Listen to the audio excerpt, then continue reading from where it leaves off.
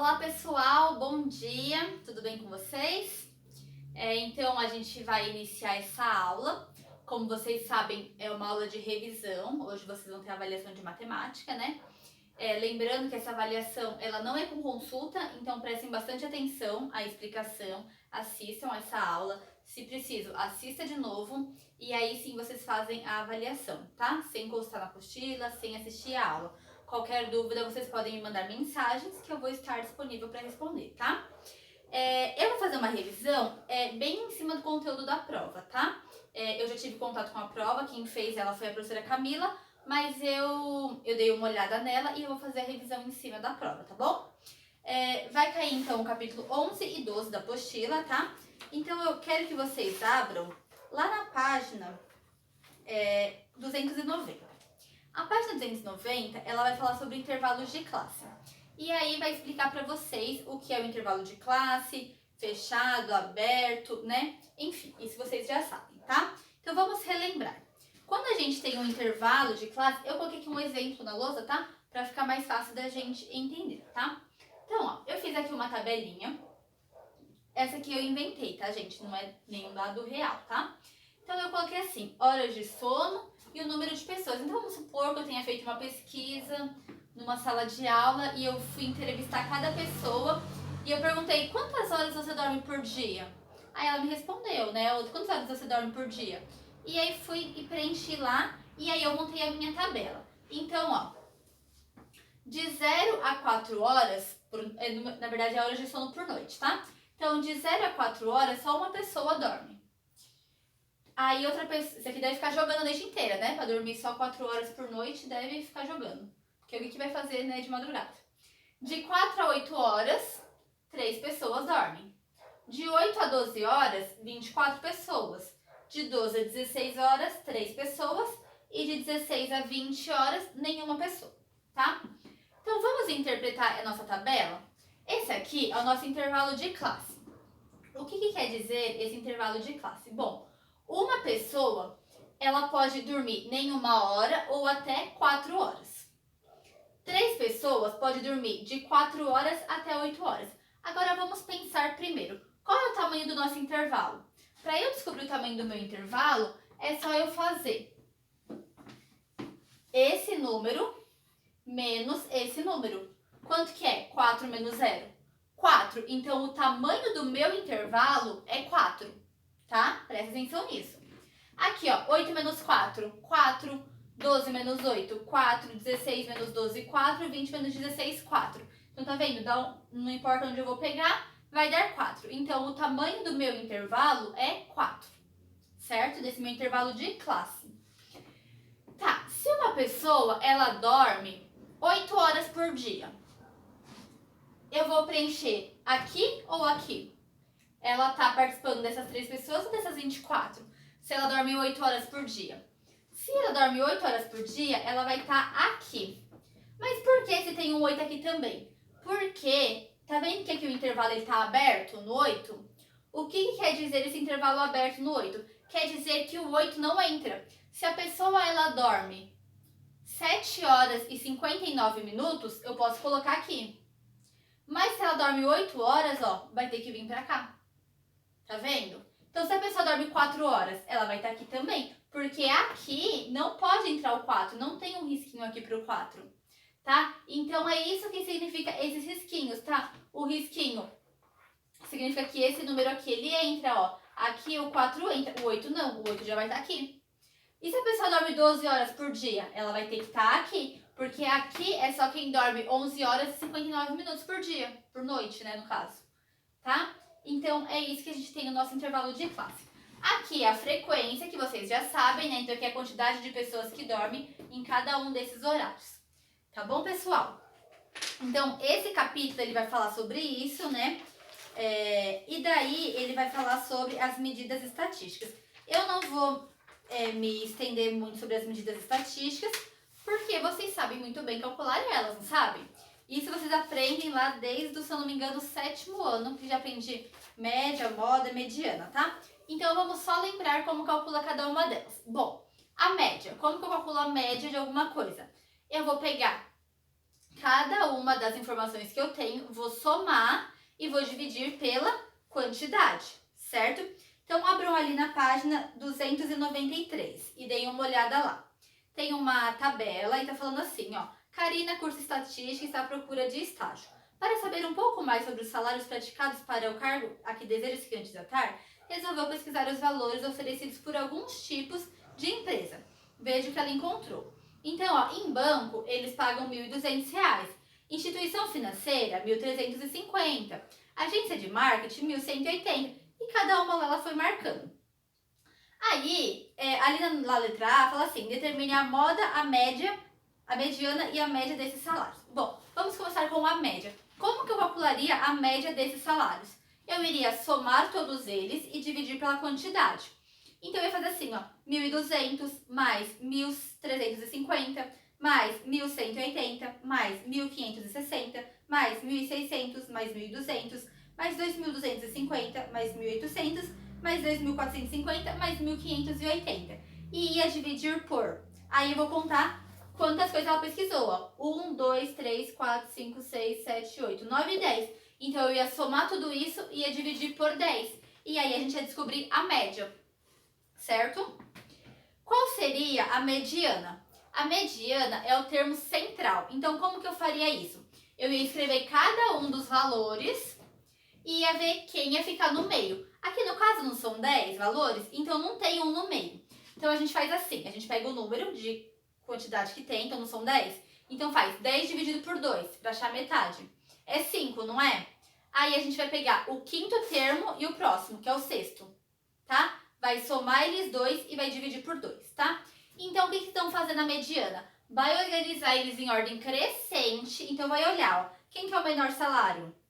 1.200. Então vai colocar lá 1.200, o próximo tem 1.200 de novo, aí o próximo 1.300, tem o 1.180 antes, né? Aí 1.350, então organiza lá em ordem, do menor para o maior, olha lá o quinto e o sexto termo, soma e divide por 2. Assim você tem a mediana. Ah, mas a minha tabela lá que tem na avaliação são 11 termos. Bom, o 11 termos você vai conseguir achar o termo central.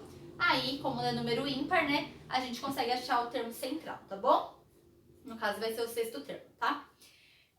Beleza, então essas são a mediana.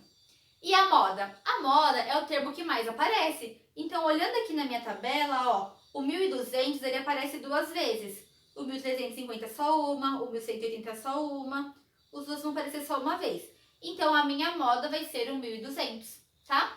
Vamos supor, então, que o 1.200 apareceu 2 vezes e apareceu 2.400 2 vezes. Então, a minha moda vai ser esses dois números, 1.200 e esse outro número que eu falei que eu já esqueci, tá? Então, se a gente tem um número só que mais aparece, vai ser ele a minha moda. Se eu tenho 2 números que é o que mais aparece, eles dois vão ser a minha moda, tá?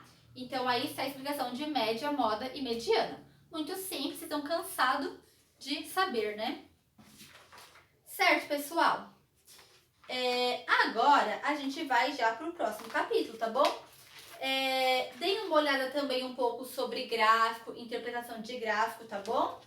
Mas isso vocês também já aprenderam bastante ano passado, tá?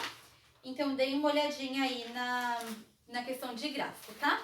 E agora a gente vai lá para o capítulo 12 e a gente vai ver sobre triângulos semelhantes, tá? E vai ver um pouco sobre razão e semelhança, tá bom? Eu vou apagar aqui e daí a gente começa o capítulo 12.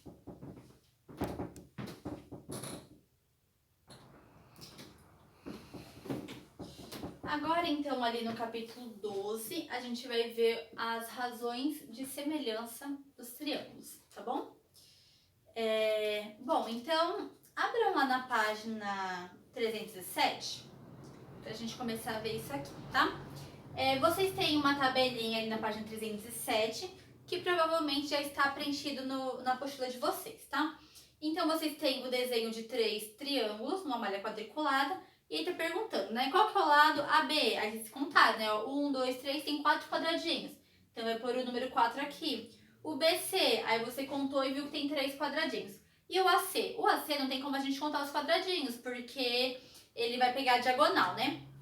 Mas a gente tem triângulos retângulos, a gente tem a medida dos catetos, basta a gente aplicar o teorema de Pitágoras e a gente encontra a hipotenusa, tá? E assim foi feito com o triângulo DEF e o triângulo GHI, tá bom?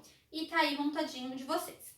Aí na número 2 fala assim: agora você vai comparar os comprimentos dos lados do triângulos ABC e DEF.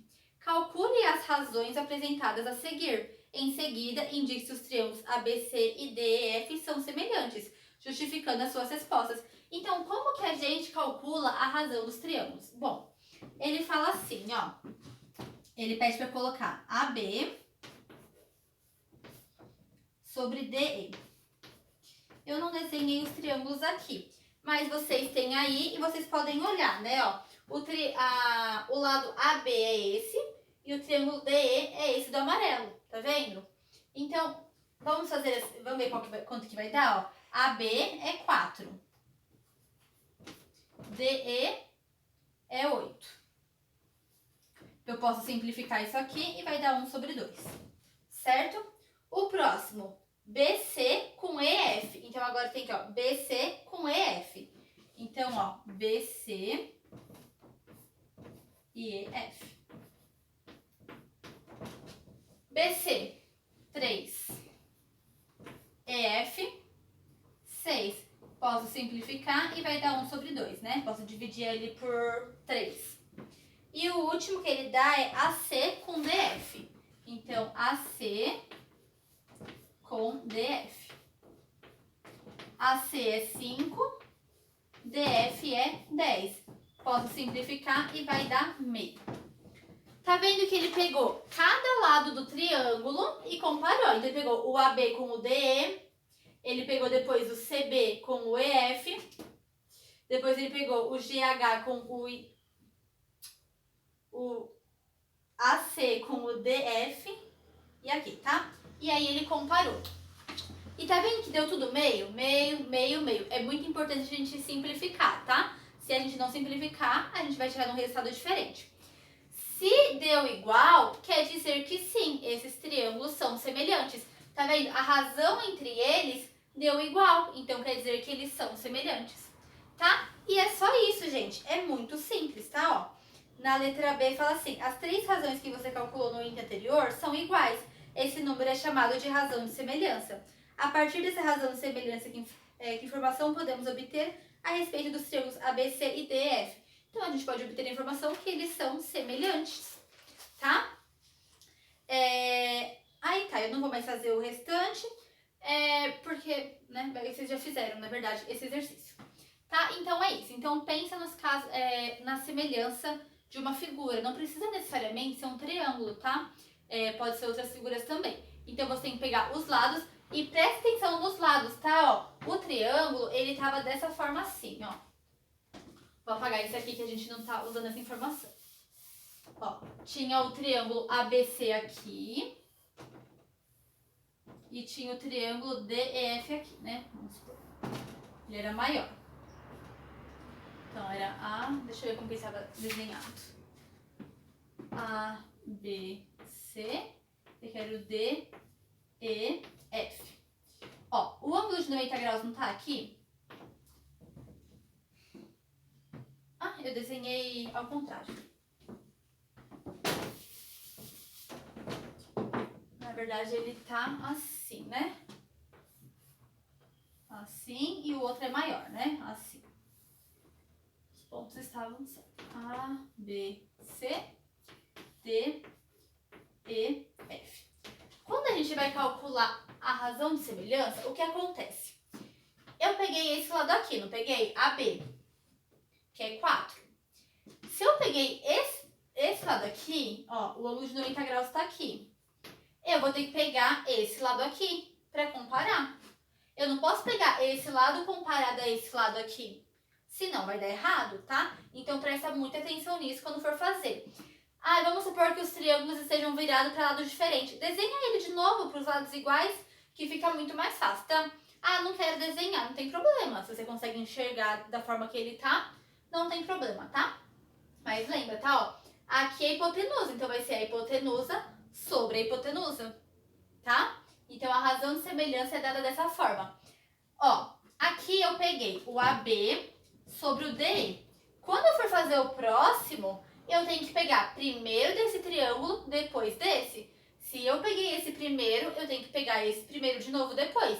Porque se eu tivesse pego aqui o EF sobre o BC, ia dar 6 sobre 3 e ia dar 2. E aí ia ficar errado, né? Aí eu ia falar que não era semelhante. Mas na verdade fui eu que peguei errado, né? Então, se eu comecei pegando desse triângulo, o segundo número que eu vou pegar vai ser desse triângulo aqui. Tá? A segunda medida.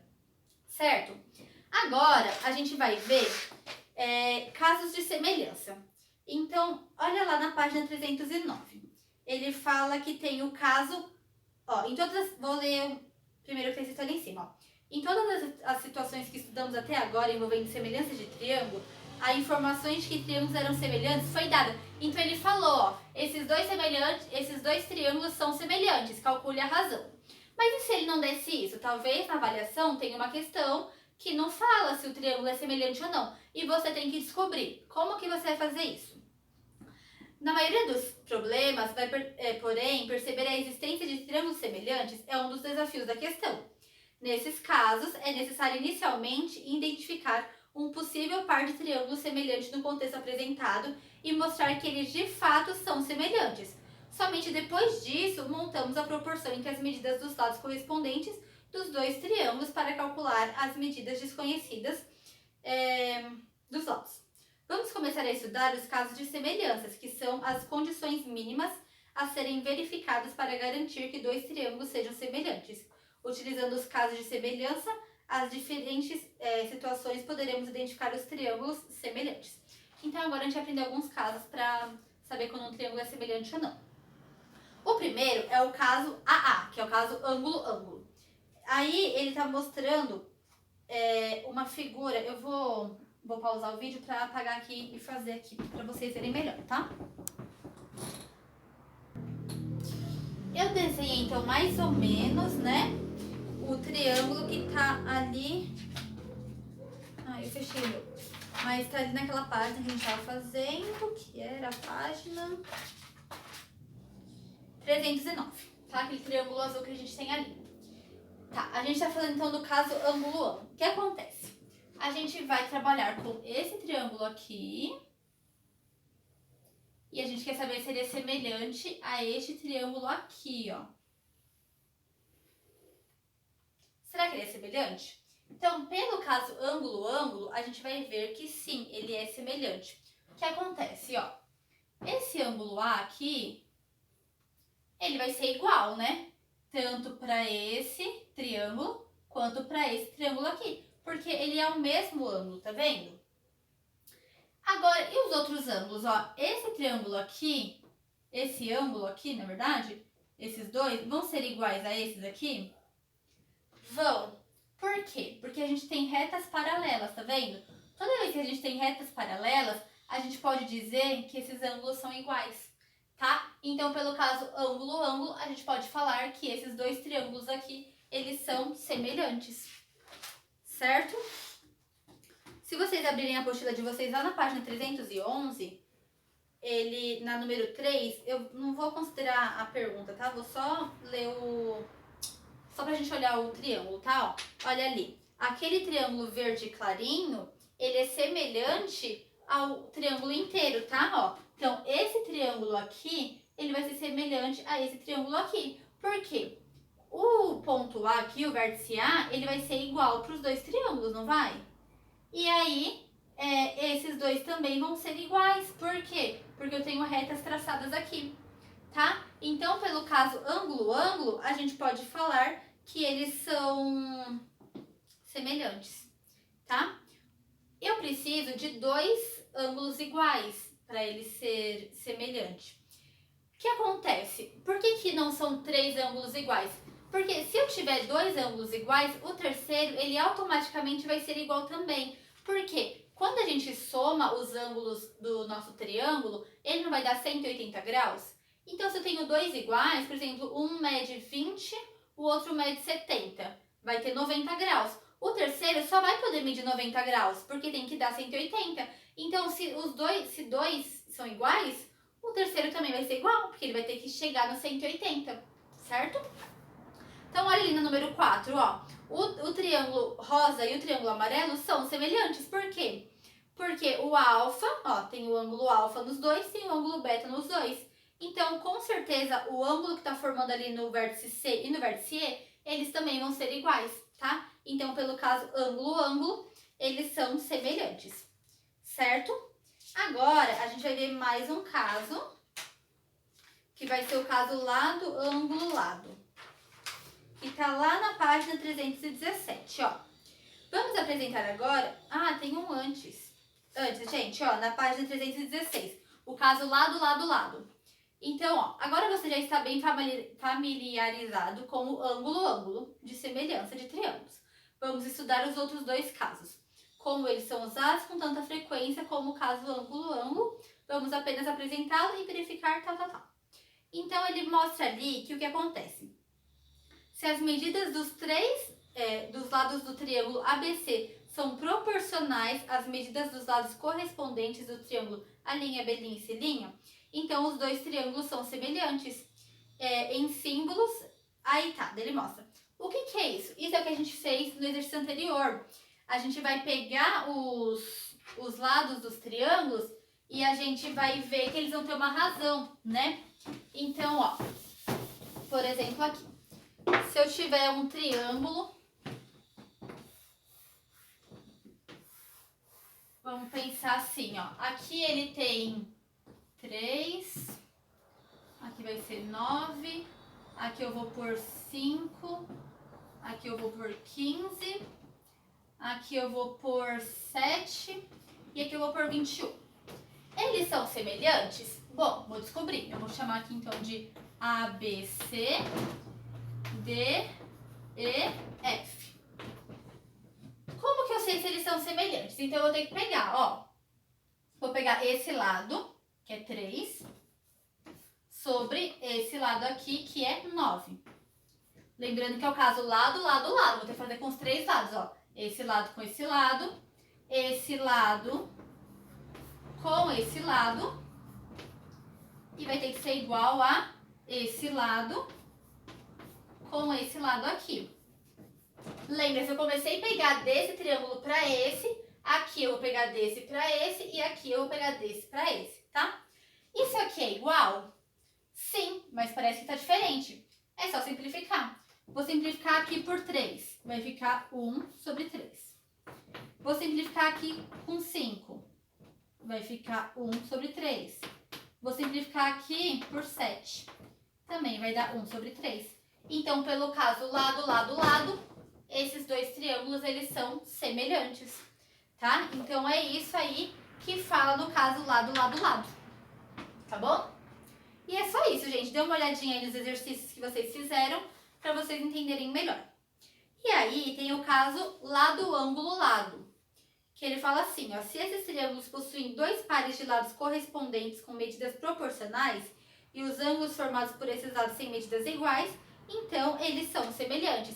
O que acontece? A gente tem que ter os lados iguais, iguais não, tem que ter uma razão de semelhança, como a gente fez aqui, e aí ele tem que ter pelo menos um ângulo de correspondência.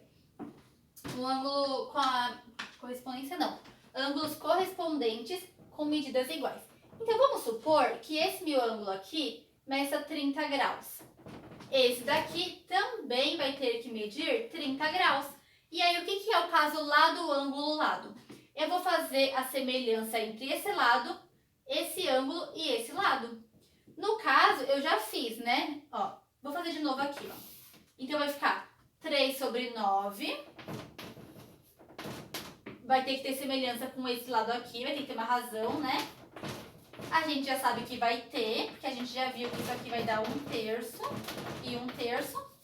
E eu tô trabalhando com esse lado e esse lado aqui, não é? Esse lado e esse lado aqui. Então, esse ângulo aqui vai ter que ser igual. Não adianta eu pegar outro ângulo, tá? Tem que ser o ângulo que tá entre os lados que eu estou trabalhando.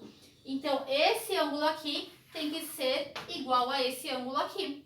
E aí, pelo caso, são iguais, né? Então, eu posso falar que pelo caso lado, ângulo, lado, esses meus triângulos são semelhantes. Certo, pessoal? Então, é isso, tá?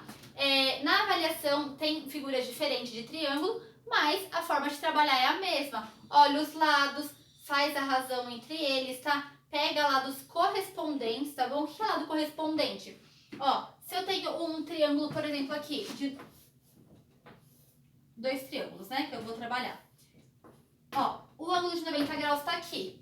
Então, o que é o lado correspondente? A hipotenusa é correspondente à hipotenusa. O lado que tá aqui embaixo tem que ser esse aqui também, tá? Se o meu triângulo tivesse virado assim, ó, esse lado seria correspondente a esse lado correspondente a esse lado, tá? Então, prestem atenção bastante nisso. Tenta desenhar o triângulo de forma que ele fique do mesmo jeitinho, tá? E usem esses, lembrem, tá? Desses 3 critérios para classificar um triângulo semelhante, tá? Lembra da razão, como calcular a razão, tá bom? E é isso, gente. É pouquinha coisa para vocês estudarem, tá? A prova tá bem simples. Eu tenho certeza que vocês vão muito bem nela, tá bom? Então, boa sorte para vocês. Se tiverem dúvidas, hoje, dia 16, podem me mandar mensagem que eu ajudo vocês, tá bom? Então, boa sorte, façam uma boa avaliação, tenham uma semana também boa, né? E que tudo, né, vai dar certo. E aí, semana que vem, a gente volta com as aulas normais, com os conteúdos, a gente continua na apostila, tá bom, pessoal? Então, tchau pra vocês e tenham uma boa semana.